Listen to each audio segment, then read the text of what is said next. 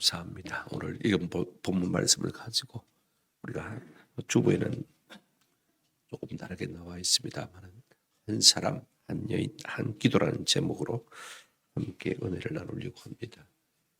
오늘부터 우리가 사무엘상 강해를 시작합니다만은 사실 사무엘 상하는 원래는 한 권의 책입니다. 그런데 이걸 갖다가 헬라어로 번역하면서 70이라는 번역이 있는데 그때 이제 상하로 나눈 것을 우리가 볼 수가 있습니다. 이 책의 저자가 누구냐? 사무엘서이기 때문에 우리가 흔히 그죠? 사무엘이 저자다라고 생각하기 쉽습니다만 그렇지는 않습니다. 탈무드에는 사무엘이 저자라고 그랬지만 우리가 사무엘상 25장을 보게 되었으면 1절에 그죠? 사무엘이 그때 죽습니다. 그러니까 사무엘 하를 기록할 수 없는 것이죠. 그죠? 그러니까 막 그렇게는 좀 어려울 것 같다는 생각을 하게 되었습니다. 언제 기록되었을까? 비교적 빨리 기록되었을 것 같은데 그렇진 않은 것 같습니다. 이스라엘 백성이 포로로 끌려가서 자기 민족의 정체성이 뭔지를 생각하면서 이 책을 기록한 것 같아요. 그래서 대부분의 학자들이 바벨론 포로기에 이 책을 썼을 것이다 라고 생각을 하고 있습니다. 기록 목적이 뭐냐? 제 생각에는 언약에 신실하신 하나님은요, 우리 인간의 어떠함에도 불구하고 당신의 나라를 이루어 가신다는 것입니다. 너가 하든지 안 하든지 협조하든지 하지 않든지 한다는 것입니다. 그러면 여기 인간의 공로는 전혀 없느냐? 그런 것은 아닙니다. 고난 가운데서도 하나님의 신실하심을 바라보고 하나님의 나라를 구하는 자에게 반드시 하나님께서 응답하신다는 것을 일깨워 주시기 위해서 이 책을 기록한 목적도 있을 것이라고 생각하게 되었습니다. 왜냐하면요, 하나님의 나라는 늘 힘차게 전진하지만은 힘쓰는 자가 그 나라를 빼앗는다고 했습니다. 누가 그 나라를 맛보고 누리느냐? 힘쓰는 사람이 맛보고 누릴 수 있다는 사실인 것입니다. 우리가 지난 시간까지 룻기를 생각했습니다만은 룻기의 배경은 사사기죠, 그죠? 사사기가 어떻게 끝나고 있습니까? 21장 25절 보시면 그때 이스라엘에 왕이 없으므로 사람이 각기 자기 소견에 옳은 대로 행하였더라. 여기 왕이 없다는 말은 왕정이 아니라서 그런 말 아닙니다. 하나님으로 왕으로 삼지 않았기 때문에 그들이 지 마음대로 살았다 그 말인 것입니다. 그러면 룻기는 뭘 말하게 주장하는 것이냐? 진짜 왕을 하나님께서 이제 모시고 올 것입니다. 그죠? 세우실 것입니다. 이제 왕정시대로 넘어가는 이 시기에 하나님이 한 사람을 준비하신 이야기입니다. 여러분 룻기가 어떻게 끝납니까? 우리가 얼마 전에 지난주에 살펴보았습니다만은요. 4장 21절 22절 살몬은 보아스를 낳았고 보아스는 오벳을 낳았고 오벳은 이새를 낳고 이새는 누구를 낳았더라? 다윗을 낳았더라. 하나님께서 이제 사사시대를 끝내시고 왕정시대를 열려고 하시는데 이 룻기를 통해서 룻을 통해서 그죠? 누구를 낳았더라? 다윗을 낳았더라. 한 사람을 준비시킨 것을 우리가 보게 되어지는 것입니다. 이제는 이스라엘 백성이 큰 민족이 되었고 이제 가나안 땅을 차지했습니다. 그죠? 아브라함에게 창세기 12장에 주신 세 가지 약속이 무엇입니까? 내가 너로 큰 민족을 이루게 하고 이것이 성경의 열쇠거든요. 전 성경을 보는 열쇠입니다. 그 다음에 가나안 땅을 너가 내 자손에 줄 것이고 그 다음에 내 씨로 말미암아 천하 만민이 복받는 대로 돌아오게 하겠다. 여기 내실은 누구를 말합니까? 예수 그리스도. 다윗 왕을 표상으로 하는 예수 그리스도 그로 말미암아서 천하 만민이 복받는 대로 돌아오게 할 이 하나님의 비전 이것을 갖다가 하나씩 차근차근하게 이루어가는 것이 사무엘 상하, 열왕기 상하의 내용인 것을 우리가 좀 기억할 필요가 있을 것 같습니다. 사무엘 사람들이 자기 소견에 옳은 대로 살던 사사시대 말입니다. 그렇게 산 결과가 무엇이냐? 이가봇입니다. 그죠? 우리가 조금 이따 살펴보겠습니다만 하나님의 영광이 떠나버린 것을 우리가 볼 수가 있습니다. 그럼에도 불구하고 하나님은요, 계속해서 신실하신 그 하나님께서 자기 뜻을 이루기 위해서 일해 가시는 것을 우리가 볼 수가 있습니다. 하나님은 사무엘을 통해서 룻기서 말미에 놓은 이 다윗 왕가를 세워가는 이야기가 사무엘상의 이야기입니다. 그러므로 사무엘상은요, 사사시대를 닦고 한번 따라합시다. 왕정시대를 여는 책입니다.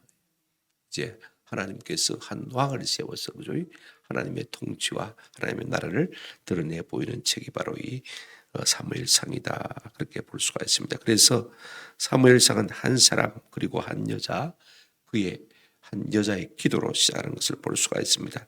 우리가 구체적으로 생각해 보십시다. 첫 번째로 사무엘상은 이렇게 시작하고 있습니다. 한 사람이 있었다라는 말로 말문을 여는 것을 볼 수가 있습니다. 1절 한번 보실까요? 에브라임 산지 라마다임 소빔에 에브라임 사람 엘가나라 하는 사람이 있었으니 그랬습니다. 그죠?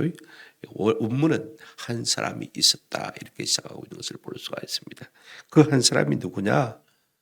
누구죠?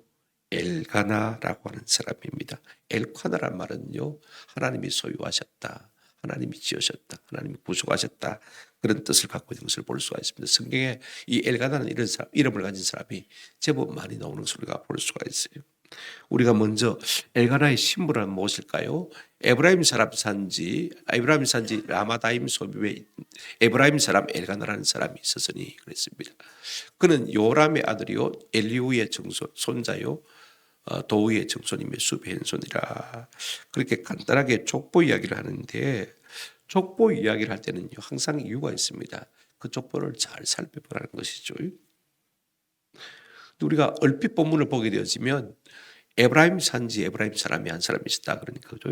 에브라임 집안으로 우리가 생각할 수 있습니다만은 우리가 자세히 이 족보를 살펴보면 그렇지가 않습니다. 조금 어렵지만은 한번 성경을 찾아보십시다. 역대상 6장 33절부터 38절입니다. 역대상 1장부터 9장까지는 이스라엘 백성 전체 족보를 말하고 있는데 지금 33장에는요. 6장 33절부터는 이제 이 엘가나의 족보에 대해서 언급을 하고 있는 것을 볼 수가 있습니다. 33절 보시면 직무를 행하는 자와 그의 아들들은 이러하니 그하스의 자손 중에 헤만은 찬송하는 자라 그랬습니다. 헤만이라는 사람이 나왔습니다. 그죠?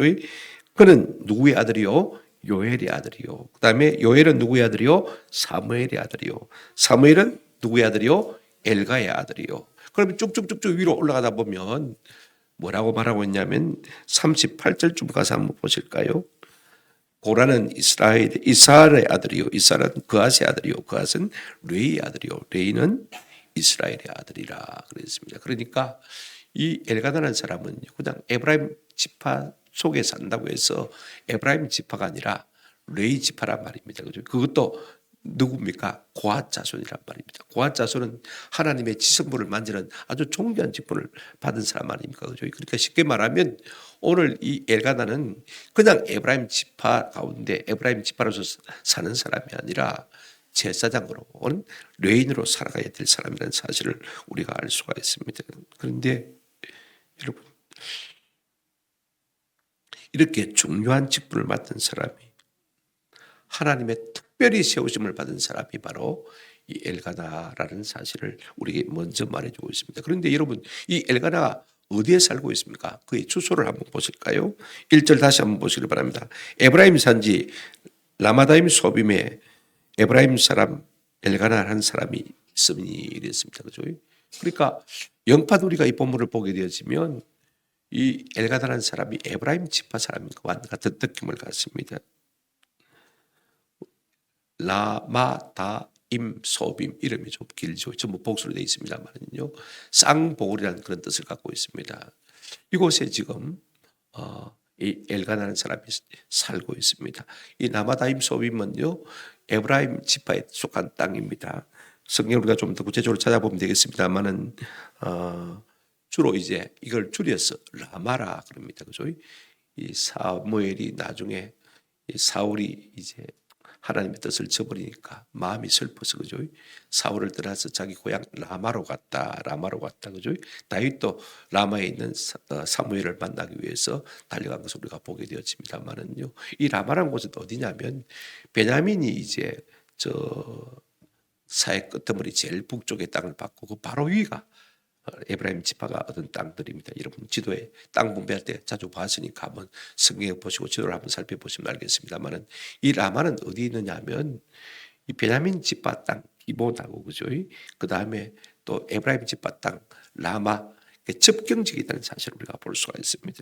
우리가 사사기 19장 13절에서 봤습니다만은 첩을 두었던 이 에브라임 사람 한 레인이 말입니다. 첩을 데리고 이제 다시 자기 고향 땅으로 돌아가면서 어떻게 했습니까? 그가 또 종에게 이르되 우리가 기바나 라마 중 한 곳에 가서 거기서 유숙하자 그렇게 말한 것을 보면요. 기바나 라마가 접경지기다는 사실을 우리가 볼 수가 있습니다. 그런데 문제는 이것입니다. 왜 이걸 좀 길게 이야기하느냐. 여호수아 21장을 보면요. 하나님께서는 레위인들에게 기업을 주지 않았습니다. 그죠? 12지파에게 땅을 딱 나누어 주시고 그 다음에 12지파에게서 그 땅을 조금씩 떼가지고 레위인에게 주게 했습니다. 그러니까 평균 한 지파당 4성읍씩 주게 만들었습니다. 많이 받은 사람 많이 줘야 되겠지만 그죠? 왜 그렇게 하셨냐면 하나님께서 레위 지파로 하여금 이스라엘 12지파 가운데서 흩어져서 살도록 그렇게 명령하셨기 때문에 그렇습니다. 왜 그렇게 명령하신 것입니까?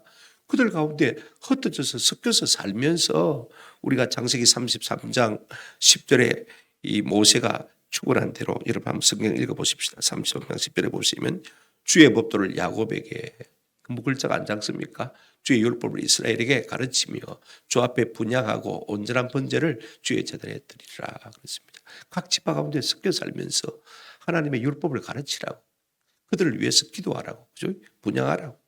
그래서 이 레위 지파를 갖다가 이스라엘 12기업 가운데 다 흩어진 것을 볼 수가 있습니다. 그런데 우리가 여호수아 21장을 보게 되어지면 자, 그럼 에브라임 지파 가운데 라마다임 소빔이 있어야 되는데 없습니다. 여러분 보십시오. 여호수아 21장 20절 22절 레위 사람인 그앗 자손 중에 남은 자들의 가족들 곧 그앗 자손에게 집이 뽑아 에브라임 지파 중에서 그 성읍들을 주었으니 곧 살인자의 도피성 에브라임 산지 세겜과 에브라임 산지 세겜입니다. 그 목초지와 또 게셀과 그 목초지와 깁사일과 그 목초지와 벳호론과 그 목초지 4성읍입니다. 그러니까 라마다임 소비비란 땅이 없어요. 그러니까 지금 이 엘가다라는 레위 지파는 말입니다. 자기에게 주어진 기업에서 살고 있단 말입니까? 안 살고 있단 말입니까? 안 살고 있고 딴 곳에서 살고 있다는 것입니다. 이게 참 중요합니다. 왜 그러냐? 호구지책을 위해서 하나님이 그에게 주신 지역을 떠났더라고 말인 것입니다. 사사시대 사람들이 믿음이 없으니까 11조 생활 안 합니다. 그죠? 11조를 안 되니까 레위 사람들이 먹고 살 것이 없어요. 그러니까 어떻게 합니까? 결국 먹고 살 만한 곳으로 다 이주를 해가버리고 만 것을 볼 수가 있습니다. 레위인들이 거꾸로 이렇게 생각했다면 얼마나 좋았을까.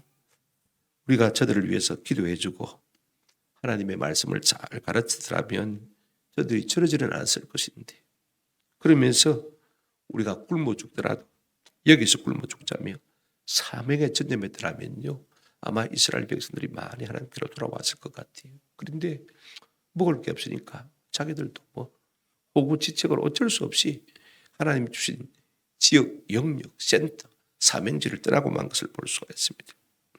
그래도 한 가지 감사한 것은요 3절에 보면 한번 같이 읽겠습니다. 3절 시작. 이 사람이 매년 자기 성읍에서 나와서 실로에 올라가서 만군의 하나님 여호와께 예배하며 제사를 드렸는데 엘리의 두 아들 홈리와 비나스가 여호와의 제사장으로 거기에 있었더라 그랬습니다. 비록 조금은 사명을 떠나긴 했지만은요 하나님을 영 떠난 것 같지는 않습니다. 레위인으로서 기본적인 의식은 있었을 것 같아요. 사명은 잘 감당하지 못하지만 그래도 하나님 앞에 1년에 3번 성막에 올라가서 예배는 해 있지 않겠나 하는 그런 생각을 한 것을 우리가 볼 수가 있습니다. 그런데 여기에 특별한 영어 하나 나온 것을 볼 수가 있습니다. 만군의 여호와께. 여러분 만군의 여호와라는 표현이 성경에 제법 나옵니다만은요.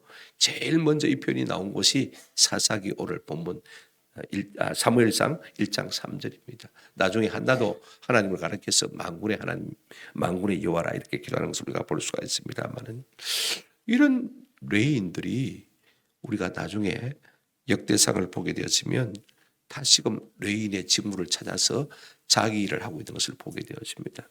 이 모든 것이 전적으로 하나님의 은혜이죠. 이제 우리가 한 여인에 대해서 좀 살펴보십시다. 두 번째입니다. 자, 2절 한번 보시기를 바랍니다. 그에게는 두 아내가 있었으니 한 사람의 이름은 뭐요? 한나요. 이렇게 말하고 있습니다. 한 여인입니다.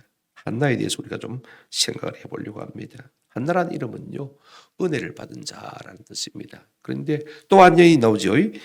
한 사람의 이름은 버린나라. 버린나에게는 자식이 있고 한나에게는 자식이 없었더라 그랬습니다. 엘가나가 여인임에도 불구하고요, 아내를 둘을 두었어요. 요즘 같으면 목사인데, 그죠? 여러분, 사사시대 대표적인 제약이 두 가지가 뭐라고 했습니까? 하나는 우상숭배, 또 하나는 뭐라고 했습니까? 음행이라고 말씀드렸죠. 그죠? 자, 오늘 목사 가정에도 이렇게 부인을 둘 두고 있는 것을 우리가 보면요, 당시의 백성들의 사람들이야, 삶이야 어땠겠냐 하는 것을 우리가 짐작해 볼 수가 있습니다. 두 아내가 있었다는 말은 무슨 말입니까? 우리가 한자를 편할 한자를 한번 생각해 보시길 바랍니다. 이걸 파자해 보면요, 집우변 밑에 계집녀 하나가 들어 있습니다. 그죠? 한 지붕 밑에 한 여자가 있어야 평안이지, 그죠? 두 여자가 있으면 결코 평안할 수가 없는 것입니다. 그런데 두 여자가 있었다고 그랬습니다. 한 집에 두 여인입니다. 그죠? 왜 한 집에 두 여인입니까? 첫 부인이 한나입니다. 엘가나가 한나를 굉장히 사랑합니다. 그런데 왜 둘째 부인을 얻었느냐? 아기가 없어서 그렇습니다. 5절 하반절 6절에 보시면, 그러나 여호와께서 그에게 임신하지 못하게 하시니 여호와께서 그에게 임신하지 못하게 하심으로 그의 적수인 버린나가 그를 심히 객분하게 하여 괴롭게 하더라라고 했습니다. 사실은요, 이 엘가나가 여인으로서 사명을 잘 감당하지 못하니까 하나님께서 태문을 닫으신 것입니다. 그죠? 사명을 깨달으라고 일깨우기 위해서 이제 잠시 징계하신 것인데, 그럼에도 엘가나가 영적으로 눈에서 깨달지를 못합니다. 아이고 하나님, 내가 사명 잘 감당하겠습니다. 자식 주십시오. 그렇게 기도했다면 하나님이 주셨을 텐데 그걸 깨닫지 못하는 것을 볼 수가 있습니다. 결국 다른 사람들이 하는 방법대로 쉽게, 그죠? 또 하나의 부인을 얻었습니다. 그리고는 아들을 낳아버렸어요. 결국 이것 때문에 평지풍파가 일어나는 것을 우리가 볼 수가 있습니다. 이걸 기억할 필요가 있어요. 직분을 버리고 사명을 버렸지 않습니까? 사명이 우선인데, 그러니 뭐가 잘 되겠습니까? 태문을 주장하시는 분이 누구십니까? 하나님이신 것입니다. 그래서 하나님께서 틀을 막으신 것입니다. 내가 아내를 사랑한다고 해서 이 문제가 해결될 것이 아닙니다. 누구에게 나가야 됩니까? 하나님께 나가야 되죠. 하나님, 내가 사명 감당한 자리로 다시 나갈 수 있도록 해주십시오. 그래야 되는데 그렇지를 못했습니다. 인간적인 방법으로 자꾸 이 문제를 해결하려고 하는 것을 볼 수가 있습니다. 4절 보실까요? 엘가나가 제사를 드리는 날에는 제물의 분깃을 그의 아내 버닌나와 그의 모든 자녀에게 주고, 여러분 5대 제사 가운데 분깃을 정해서 나눠 먹을 수 있는 제사는 화목제사밖에 없습니다. 화목제밖에 없습니다. 그죠? 화목제는 단독으로는 드릴 수가 없습니다. 꼭 번제를 드린 다음에 뭡니까? 화목제를 드리게 되어 있습니다. 왜냐하면요, 하나님과 화목이 먼저고 그 다음에 이제 사람과의 화목이 그 다음이기 때문에 그렇습니다. 그래서 화목제를 드릴 때는요, 이 화목제물은 사람이 못 먹는 기름 부분만 하나님 앞에 태워드리고, 제사장이 그다음에 뒷다리를 흔들고 그다음에 가슴살을 흔들지 않습니까? 그럼 그것은 제사장의 몫이 되어지고 나머지 모든 고기들은 제주들이 다 갈라 먹습니다. 왜? 하나님과 화목되었으니까 우리가 사람과도 화목이 되어 있다. 그래서 화목 제물은요, 다음날 아침까지 남겨두면 안 됩니다. 왜? 배 터지게 뭐라고 그런 것입니까? 그런 게 아닙니다. 그러지 말고 하나님과 화목이 되었으니까 너희끼리라도 잘 지내라, 그 말인 것입니다. 그래서 화목제도가 있는 거거든요. 하나님과 화목한 사람은요, 한번 더 합시다. 사람과도 화목하기를 힘써야 합니다. 이것이 하나님이 화목제를 세우신 의도인 것입니다. 우리가 예배도 잘하지만은, 그죠? 또 우리가 공가족 캠프 가서 또 열심히 서로 사랑하고, 그죠? 서로를 알아가고 서로를 위로하고 격려하고 세워주는 이런 시간들도 우리 가운데 필요한 것을 볼 수가 있습니다. 하루에 다 먹어라 배 터지게, 그 말이 아닙니다. 할 수만 있으면 많은 상과 더불어 매라 갈라 먹어라. 그래서 서로 화목해지라. 비록 내가 재물은 내가 냈지만은 이 재물의 자리에 너희를 초청하니까 같이 우리가 화목하고 잘 지내자, 그 말인 것입니다. 그래서 식구들에게 이제 화목 재물의 분깃을 다 일정하게 나누어 줬습니다. 그런데 5절 보십시오. 한나에게는 갑절을 주니 이는 그를 마음이라 사랑하비라. 2배로 주었어요. 그만큼 사랑했다, 그 말이죠. 다른 사람에게는 한 건을 준다면 이 한나에게는 꼭 2건을 주더라고 말입니다. 이렇게 꼭 편하게 사랑을 표시해야 되는 것입니까? 이것이 얼마나 한나에게 위로가 되겠습니까? 5절 끝에 보시면 그러나 여호와께서 그를 마지 못하게 하셨다. 임신하지 못하게 하셨다. 이 말이 참 중요해요. 하나님이 들어맞고 계신데 내가 아무리 사랑한다고 내가 아무리 위로한다고 해서 그것이 위로가 되는 것은 결단코 아닌 것입니다. 그러면 어떻게 하는 것이 위로가 되겠습니까? 여보, 내가 사명을 잘 감당하지 못하니까 하나님께서 당신의 티를 막으실 것 같은데 우리 함께 성막에 올라가서 기도합시다. 이 문제를 풀어주실 분은 하나님밖에 없으니까 우리가 하나님 앞에 기도하십시다. 이것이야말로 여러분 레인으로서 목사로서요 아내에게 줄 수 있는 가장 큰 위로의 말이지 않겠습니까? 같이 기도합시다. 그죠? 이래야 되는데 그걸 깨닫지 못하고 그냥 인간적인 방법으로 사랑만 하면 될 것으로 착각하고 있는 것을 볼 수가 있습니다. 그러니까 여러분 결과적으로 어떻게 되어집니까? 한번 따라합시다. 한 여인의 고통, 오히려 한나의 고통만 가중되는 것을 볼 수가 있습니다. 드러내놓고 표시를 내니까 말입니다. 어느 여자가 질투 안 하겠습니까? 보십시오. 6절 한번 보시기 바랍니다. 이는 여호와께서 그에게 임신하지 못하게 하심으로 그의 적수인 버닌나가 그를 심히 객분하게 하여 괴롭게 하더라. 표현들이 참 재밌습니다. 말은 괴롭게 하려고 찌르고 또 찌르더라. 원문은 그렇게 되어 있습니다. 문제 해결자가 하나님이신데 엘가나가 하나님께로 바로 돌아오기만 하면 하나님께서 이 모든 환경과 이건을 다 열어주실 터인데 그래서 하나님 지금 닫고 계신데 그걸 깨닫지 못하고 인간적인 방법으로 자꾸 사랑한대. 그래서 문제가 해결되는 것이 아니더라는 것입니다. 오히려 더 문제를 키우더라는 것입니다. 어떻게 키웠습니까? 인간적인 방법으로 해결하려고 하니까 공연히 버린나에 뭐만 일으켰습니까? 질투심만 일으킨 것을 볼 수가 있습니다. 그래서 얼마나 한나에게 못되게 했던지 말입니다. 옛날에 번역에는 대적, 지금은 적수 이렇게 번역하고 있는 것을 볼 수가 있습니다. 그래서 이 한나의 노를 객발시켰다, 객동시켰다, 객분시켰다 이렇게 표현하고 있는 것을 볼 수가 있습니다. 우리가 총을 쏠 때 방아쇠 뭉치를 당기면 어떻게 됩니까? 방아쇠 뭉치가요 가서 총알의 뒤통수를 탁 때립니다. 총알이 뒤통수가 탁 맞으면 열을 받아서 앞으로 톡 튀어나가잖아요. 그죠? 사람이요 꼭지를 딱 흔들면 틀면 어떻게 되어 있습니까? 코피가 나게 되어 있습니다. 열을 받게 되어 있는 것입니다. 한번 생각해 보십시오. 설이나 추석에 시댁에 갔는데 신랑이 마누라 납시고 말입니다. 여보 당신은 방에 가서 좀 쉬어라 그러면요. 신우들이 어떻게 하겠습니까? 쌍눈을 캐고 질투 안 하겠습니까? 그죠? 참 이게 지혜가 없는 것입니다. 그렇게 한번 해보고 약효가 나타나지 않으면 방법을 달리해야 되는데 여러분 7절 한번 보시길 바랍니다. 매년 한나가 여호와의 집에 올라갈 때마다 남편이 어떻게 했습니까? 그같이 했습니다. 그러니까 성전에 예배를 올라갔다가 마음이 상하기는 누가 상합니까? 한나가 더 상하는 거예요. 은혜 받으러 올라갔다가 말입니다. 이 엘가나가 인간적인 방법을 가지고 자꾸 그렇게 접근을 하니까 도리어 더 상하는 사람 누굽니까? 한나가 상하는 것입니다. 한나도 생각을 해야 되겠죠. 그죠? 매번 이렇게 해서 내가 상할 것이 아니다. 그래서 8절에 남편이 이제 한나를 달랩니다. 엘가나가 달래죠. 그의 남편 엘가나가 그에게 이르되 한나여 어찌하여 울며 어찌하여 먹지 아니하며 어찌하여 그대의 마음이 슬프지 않냐. 슬프냐 내가 그대에게 열아들보다 낫지 않냐. 얼마나 멋있는 말입니까. 평소에 말했으면요 참 사랑받을 남편입니다. 그런데 지금 한나의 마음이 잔뜩 상해 있습니다. 그죠? 어찌하여 라메 어찌해서 당신거든요. 남의 속도 모르고 지금 버리나가 긁어서 내가 죽을 지경인데 그것도 모르고 남편은 사랑답시고 막 내가 여러 달보다 낫다 샀고 기가 차는 것이죠. 진짜 위로가 무엇입니까? 여보 괴롭지만 참았어. 우리의 문제를 해결해 주실 분은 하나님이시니까 같이 기도합시다. 이것이야말로 정답인데 목사 아닙니까? 그죠? 레인 아닙니까? 사람이 무슨 말로 위로가 되겠습니까? 하나님만이 위로가 되어줄 수밖에 없지 않습니까? 놀라운 것은요. 이제 우리가 세 번째 한 기도를 생각해 보십시다. 5절 6절 여호와께서 그에게 임신하지 못하게 하시니 두 번이나 말했습니다.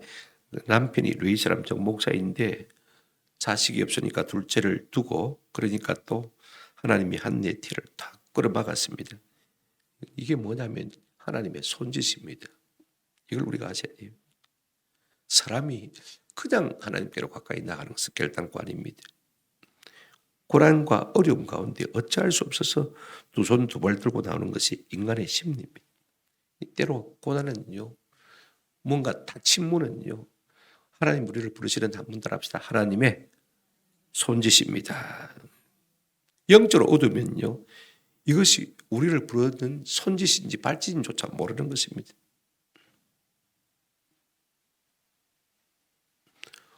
그러니까 아이를 안 주니까 말입니다. 그게 하나님 부르시는 손짓인 줄 알지 못하고 둘째를 두고 말입니다. 그랬더니 마누라끼리 서로 싸우니까 달랜다고 날리고, 영적으로 이 엘가나가 참 많이 어두워져 있는 것을 볼 수가 있습니다. 그러니 집안이 아니라 집구석이 된 것이죠. 우리가 사방이 막힐 때, 이래도 안 될 때 저래도 안 될 때, 이것은요, 위를 쳐다보라고 기도하라고 하나님 부르시는 하나님의 손짓, 하나님의 신호인 것입니다. 하나님은 드리볼의 명수입니다.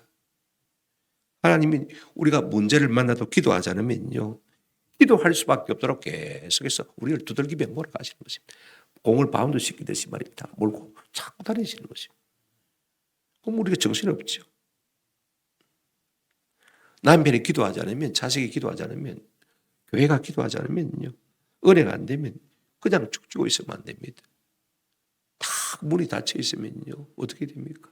용을 써야 돼. 애를 써야 되는 것입니다. 기도해야 되는 것입니다. 영혼이 살아야 하니까 부르지 않은 것입니다. 그런데 한당 하나 잘한 것이 있습니다. 뭐냐? 내 남편 믿고 있다가는 죽도 밥도 안 되겠다 싶었어요. 작정하고 하나님께 매달리기 시작한 것을 볼 수가 있습니다. 이제 이 모든 것을 자기가 끌어안고 성막으로 올라갔습니다. 성경 보실까요? 9절입니다. 그들이 실로에서 먹고 마신 후에 한나가 많이 일어나니 와야쿰. 이 9절은 이렇게 단어가 시작하고 있습니다. 한나가 일어났다. 상징적인 표현입니다. 먹고 마셨으면 이제 집에 가야지, 그죠? 그런데 뭐 했습니까? 먹고 마시고 힘을 얻고는 뭐 했습니까? 일어났다. 뭐 하기 위해서 일어났습니까? 조금 이따 우리가 보십시다만은 한나가 일어나니라는 단어가 먼저 나옵니다. 그때 제사장 엘리는 여호와의 집 문설주에 의자에 뭐 있더라? 앉아 있었더라. 대조적인 단어가 나오는 것을 볼 수가 있습니다. 한나는 뭐 했는데? 일어섰는데, 대제사장 엘리는 나이가 많아서 의자에 뭐 했다? 앉아 있었다. 교회는 기도하려고 하는데 대제사장은 그냥 의자에 앉아서 졸고 있더라.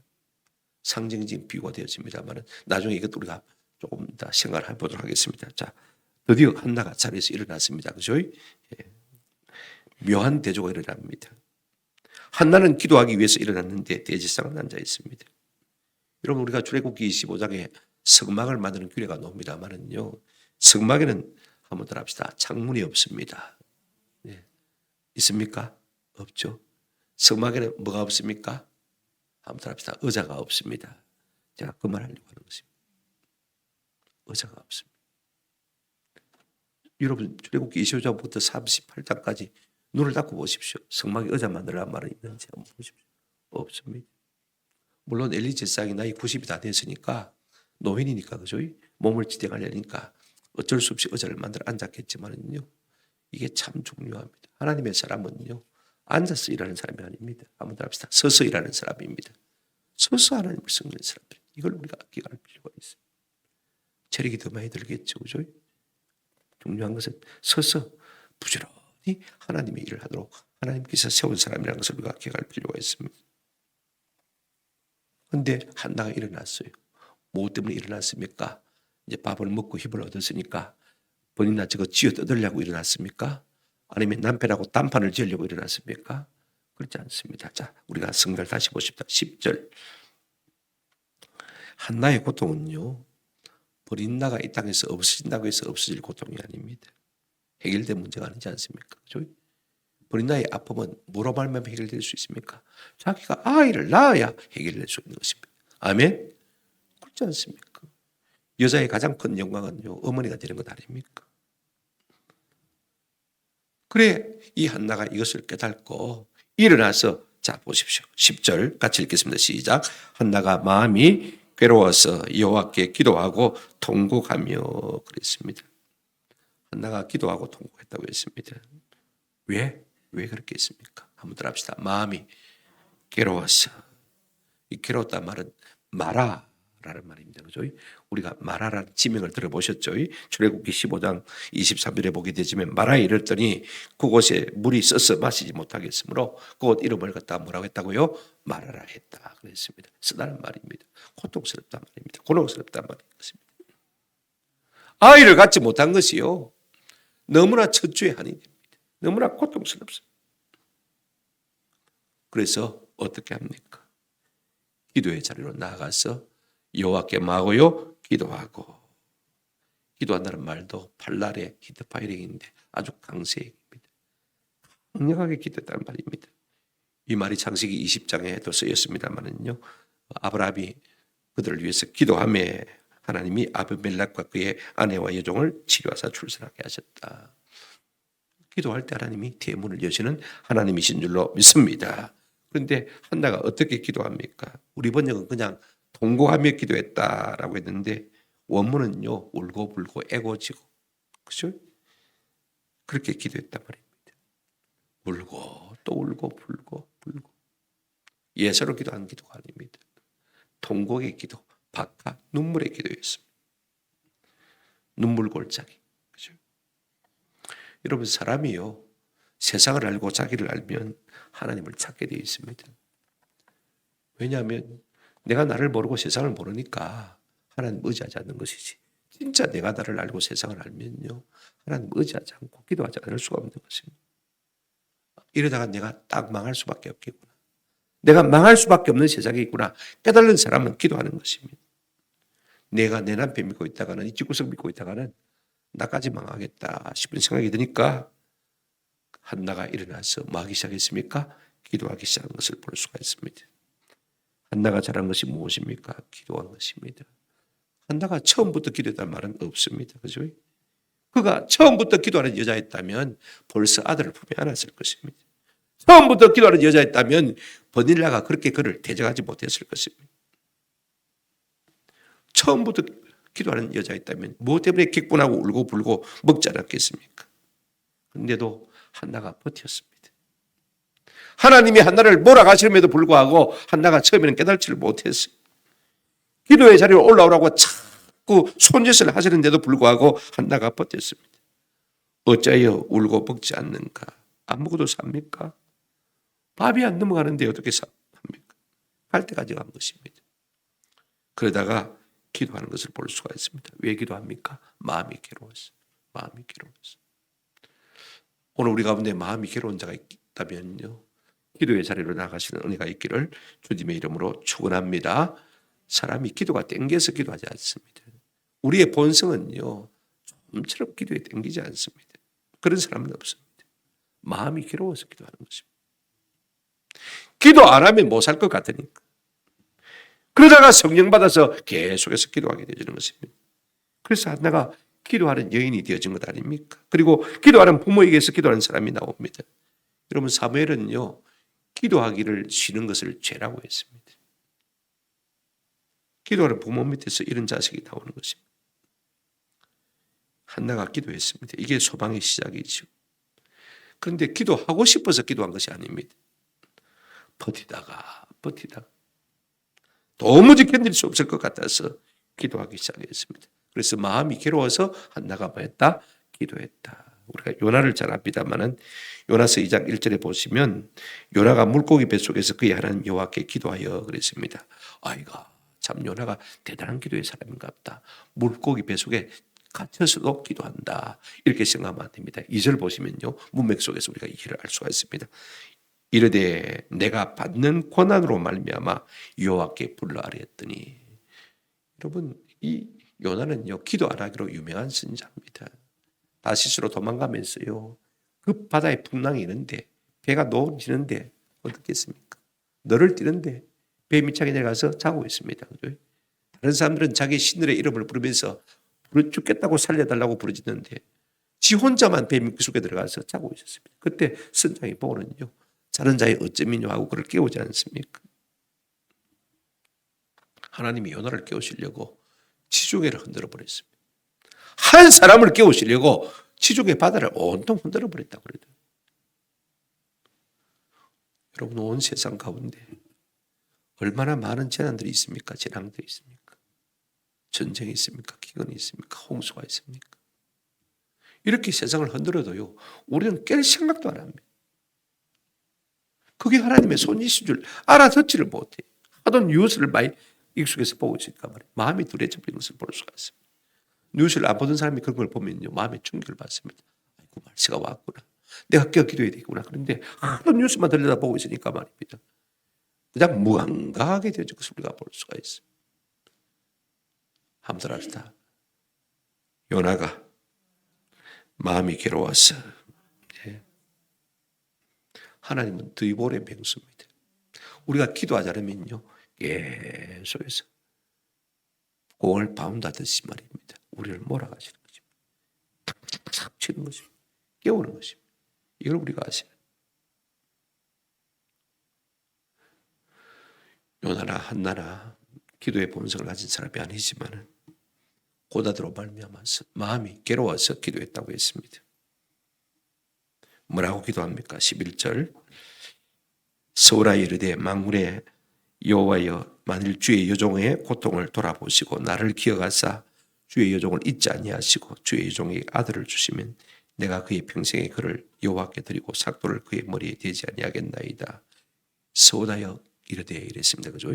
원문에는 서운하고 서운하여 이르되 그렇게 말했습니다. 그리고 만군의 여호와 하나님을 두 번째 언급하고 있는 것을 우리가 볼 수가 있습니다. 그러면서 뭐라고 기도합니까?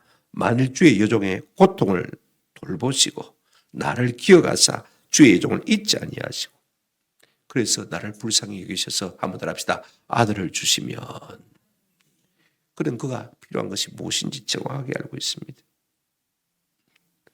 아들을 주십시오. 하나님 아들을 주십시오. 그래야 내 문제가 해결될 것 같습니다. 우리 집구석 문제가 해결될 것 같습니다. 아들을 주십시오. 그래서 그 아들을 주시면 어떻게 하겠다고 했습니까? 이렇게 말하고 있습니다. 내가 그의 평생에 그를 여호와께 드리고 삭도를 그의 머리에 대지 아니하겠나이다. 나를 위해서 키우지 않고 하나님 나라를 위해서 키우겠다고 말입니다. 나시리는 하나님께 드리겠다 그 말이죠. 주의 나라와 영광을 위해서 내 자식이 아니라 주의 자식으로 삼겠다는 말입니다. 얼마나 아들이 절실했으면요. 받아서 하나님께 도로 하겠다고요? 드리겠다. 이 고백을 하고 있는 것을 볼 수가 있습니다. 한나는 제대로 하나님께 걸려든 것을 볼 수가 있습니다. 자 보십시오.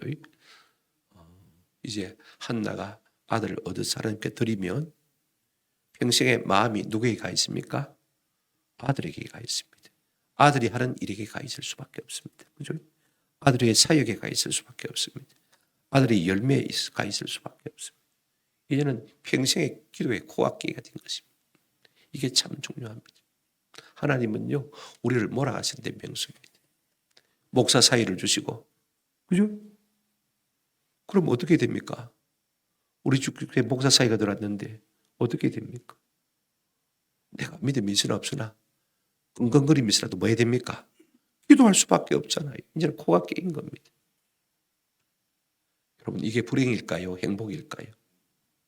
하나님께 낚아채 있는가? 이게 불행일까요? 행복일까요?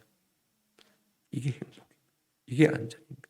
이게 복입니다. 이걸 우리가 아셔야 돼요.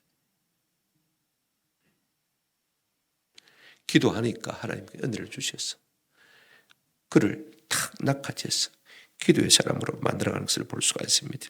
하나님께서 그 기도를 안 들었겠습니까? 들었겠습니까? 우리가 답을 다 알고 있지 않습니까? 그죠? 19절 20절 그들이 아침에 일찍 일어나 여호와 앞에 경배하고 돌아가 라마에 자기 집에 이르니라. 엘가나가 그의 아내 한나와 동침하며 여호와께서 그를 마신지라 기억해달라고 했는데 생각해 주셨습니다. 한나가 임신하고 때가 이르매 아들을 낳아 사무엘이라 이름하였으니 이는 내가 여호와께 그를 구하였다 하비더라. 하나님이 들으셨단 말이죠. 하나님이 내 기도 들으셔서 아들을 주셨으니까 내가 그 이름을 하나님이 들으셨다. 사무엘이라고 적은 것을 볼 수가 있습니다. 할렐루야. 하나님은 귀를 만드신 하나님, 들으시는 하나님이십니다. 아멘. 하나님이 들으셨으니까 때가 되면 조각의 아들을 낳았습니다. 그가 이름이 사무엘입니다. 그죠?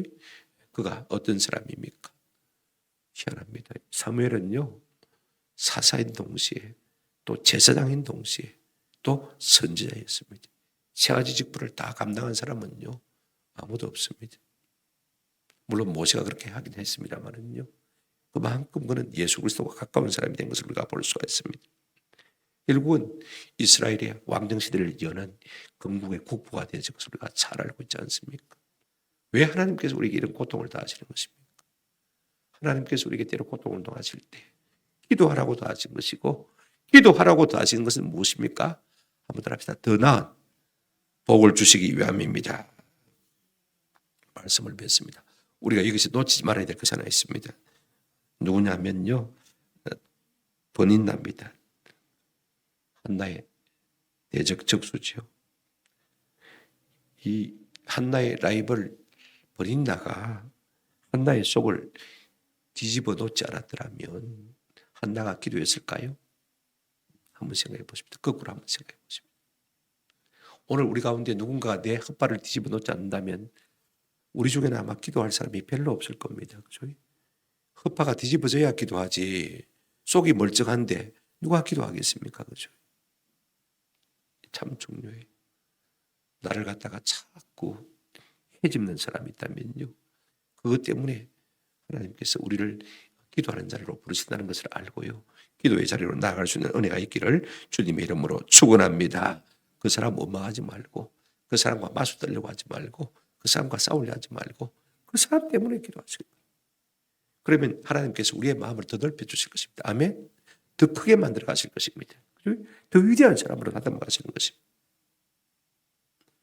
나중에 한나가 사무엘상 2장 1절에 보면 뭐라고 기도합니까? 내 뿔이 한번 말을 합시다. 여호와로 말미암아 높아졌으며, 내 뿔이 여호와로 말미암아 높아졌다. 내가 하나님께 기도했더니 나를 높이시니까 버린나 저거 아무것도 아닌 똥밖에 안 됐다, 그 말인 것입니다. 생각해 보십시오. 하나님은 역전의 맹수십니다. 뭘 통해서요? 기도를 통해서. 아멘. 기도하십시오. 성경에 중요한 것은 하나님의 나라를 연 여인들의 대부분이 처음에는 불임의 여성이었습니다. 누가 그랬습니까? 이삭을 낳은 사라가, 그죠? 90세까지 아이를 못 낳았습니다. 야곱을 낳은 리브가도요, 결혼하고 60년 동안 아이를 못 낳았습니다. 세례 요한을 낳은 엘리사벳이 그랬습니다. 나이 들도록 아이가 없었습니다. 하나님의 나라가 이 세상의 모든 복을 다 받아서 부족한 것이 아무것도 없는 그런 행복한 가정에서 시작되고 있습니까? 결단코 그렇지 않습니다. 오히려 아이를 낳지 못하는, 그래서 통곡하는 한 여인을 통해서 하나님의 나라가 점점 확장되는 것을 볼 수가 있습니다. 이 땅의 모든 좋은 것을 다 누린 사람들은요, 떡 따시고 배부르니까 기도하겠습니까? 안 하죠. 그죠? 그러니까 하나님께서는 우리의 보금자리를 흔들었어요. 우리의 요람을 흔들었어요. 뭐하게 하십니까? 기도하게 하시고, 그 기도의 응답으로 우리 하나님께서 좋은 것을 우리에게 주시되 하나님의 나라가 이 땅 가운데서 우리로 말미암아 확장되어지고 전파되도록 하시는 것을 볼 수가 있습니다. 이 땅의 것을 다 누리고 사는 사람은요, 아쉬울 것이 없는 사람들입니다. 더 이상 하늘의 신령한 복을 기대하지 않는 사람들 아닙니까? 우리 한 가지 꼭 기억해야 될 것이 있습니다. 눈물의 기도에는 반드시 기쁨의 응답이 있습니다. 조금 전에 읽으려다가 안 읽었습니다만은 시편 60, 84편 6절입니다. 같이 한번 읽어보십시다. 시편 84편 6절. 그들이 눈물 골짜기로 지나갈 때 그곳에 많은 샘이 있을 것이며 이런 비가 복을 채워주나이다. 내가 눈물을 흘리면서 어떤 골짜기를 지나가는데 그게 결탄코 저주가 아니더라는 것입니다. 내가 눈물을 흘리면서 눈물의 골짜기를 지날 때 그곳에 많은 샘이 있을 것이며 이런 비의 복을 채워주나이다. 할렐루야. 눈물의 세월이 결단코 불행은 아닙니다. 지나고 나면요, 많은 샘, 많은 이런 비의 복을 우리가 누리게 될 것을 믿습니다. 그래서 우리 예수님께서는 마태복음 5장 4절에 애통하는 자는 복이 있다니 그들이 위로를 받을 것이며 라고 했습니다. 하나님의 나라는요, 한번 더 합시다. 성도의 눈물을 먹고 자랍니다. 교회 부흥도 성도의 눈물을 먹고 자라는 거예요. 하나님, 누가 아픕니다. 하나님, 누가 믿음이 부족합니다. 내 자식이 영적으로 살려고 하지 않습니다. 울부짖을 때 그 눈물을 받으시고 하나님께서 우리에게 응답하시되 하나님의 나라가 확장되게 만드시는 것입니다. 아멘. 교회 성장의 원리는 다른 데 없습니다. 인간적으로 100번 말해봐야 아무 의미 없습니다. 그렇지 않습니까? 결국은 우리가 눈물 골짜기로 지나는 길밖에 없다는 사실을 우리가 깨달았으면 좋겠습니다. 공짜가 없습니다. 사람 누구 대적하지 마십시다. 대신에 기도의 자리로 나아가십시다. 환경 탓하지 마십시다. 하나님께서 우리를 부르짖는 손짓이라 하시고 기도의 자리로 나가면 하나님께서 우리에게 기쁨으로 달을 가지고 돌아오는 놀라운 복을 주실 줄로 믿습니다. 기도는 쓰지만은 그 열매는 답니다. 이 같은 은혜가 우리 가운데 있기를 주님의 이름으로 축원합니다. 아멘.